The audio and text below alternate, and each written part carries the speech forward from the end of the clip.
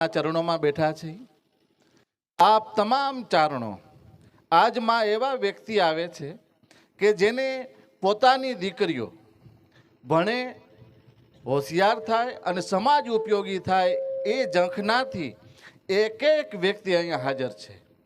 કોઈના મતમાં ભેદ નથી, ભેદભાવ નથી કે આમ થશે તેમ થશે કેમ થશે એવું નથી।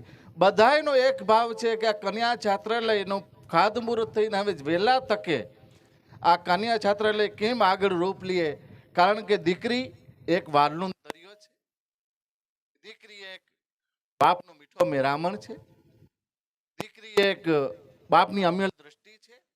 એથી આગળ જો કહેવું હોય તો દીકરી એક બાપનો હરતું ફરતું હૃદય છે। એ દીકરીઓ માટે સર્વને ચિંતા હોય છે અને ઉત્સાહ પણ હોય છે। એટલે દીકરીને વિનવા માટે આપણે કવિએ એક લૌકિક આપ્યું છે માં કે દીકરીને એક માન સરોવરની હંસલીની ઉપમા આપી છે। મારી દીકરી હોય તો ભલે, તમારી હોય તો ભલે, અન્ય કોઈની હોય તો ભલે, કે જી હું તો માન સરોવરની હંસલી, હું તો માન સરોવરની